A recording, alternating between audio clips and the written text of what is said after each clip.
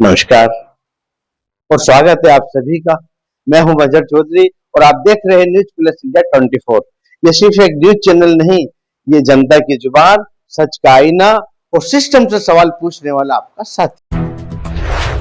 नीमच जिले में अति उच्च जोखिम वाली गर्भवती महिलाओं के बेहतर प्रबंधन के निर्देश कलेक्टर हिमांशु चंद्रा ने मातृ मृत्यु समीक्षा बैठक में दिए। उन्होंने तहसील स्तर पर स्वास्थ्य शिविर लगाने, समय पर 108 एम्बुलेंस उपलब्ध न होने पर वैकल्पिक निःशुल्क परिवहन की व्यवस्था करने को कहा। प्रसव पूर्व जांच में हाई रिस्क पाए जाने पर स्त्री रोग विशेषज्ञ से उपचार, अनीमिया व उच्च रक्तचाप की समुचित देखभाल के निर्देश दिए गए। बैठक में मातृ मृत्यु मामलों की समीक्षा की गई, पीड़ित परिवारों से चर्चा हुई और नवजात शिशु के लिए रेडक्रॉस से तत्काल सहायता व निःशुल्क उपचार की व्यवस्था के आदेश दिए गए। साथ ही 108 एम्बुलेंस के दुरुपयोग पर सख्त कार्रवाई के निर्देश भी दिए गए। मध्य प्रदेश के हज यात्रियों को बड़ी राहत, कोटा बढ़कर 8,000 से अधिक। मध्य प्रदेश के हज यात्रियों के लिए खुशखबरी है।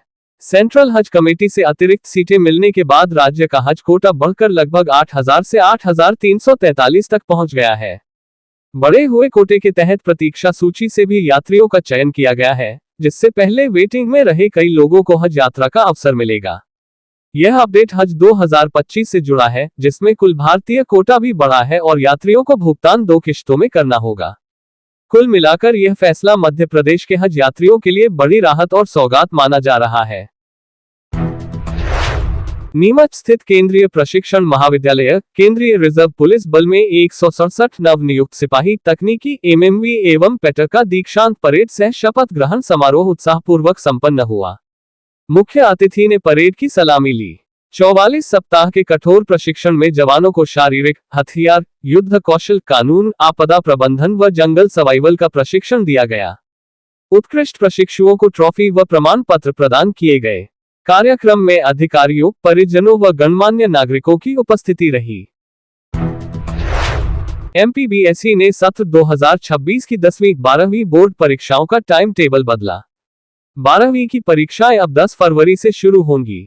12वीं हिंदी का पेपर 7 फरवरी की जगह 7 मार्च को होगा। 10वीं हिंदी का पेपर 6 मार्च को होगा। मराठी विषय की परीक्षा 9 फरवरी की जगह 6 मार्च को होगी। सभी परीक्षाएं सुबह 9 से दोपहर 12 बजे तक होंगी। प्रैक्टिकल परीक्षाएं 10 फरवरी से 10 मार्च के बीच स्कूलों में होंगी।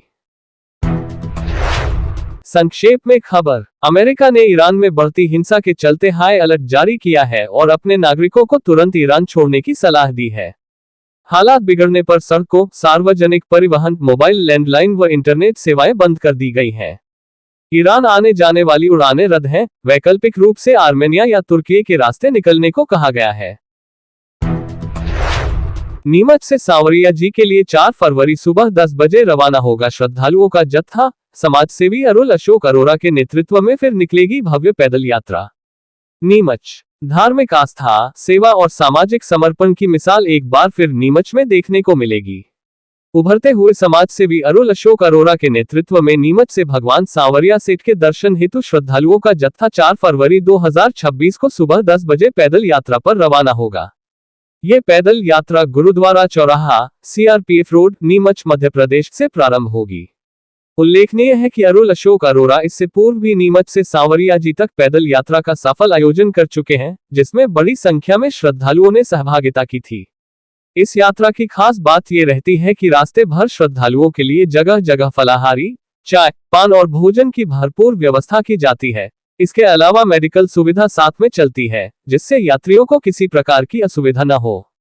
सेवा भावना के साथ की जाने वाली यह व्यवस्था लोगों के बीच काफी सराही जाती रही है।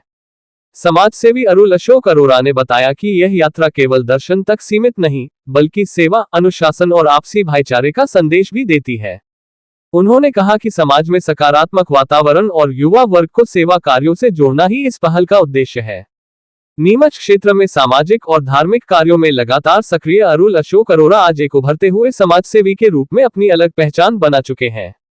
यात्रा को लेकर श्रद्धालुओं में खासा उत्साह देखा जा रहा है। News plus India 24 chief editor Mazhar Chaudhary.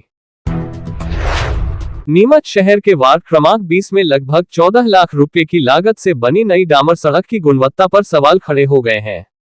आरोप है कि सड़क निर्माण के 2 ही दिनों में गिट्टी बाहर आने लगी, जिसके बाद ठेकेदार ने देर रात सड़क पर डामर के ऊपर सीमेंट का घोल छिड़क दिया। जागरूक नागरिकों और जिम्मेदार अधिकारियों और ठेकेदार की भूमिका पर सवाल उठ रहे हैं। लोगों का कहना है कि डामर सड़क पर सीमेंट डालना तकनीकी रूप से संदिग्ध है और यह खराब निर्माण को छिपाने का प्रयास है। News plus India 24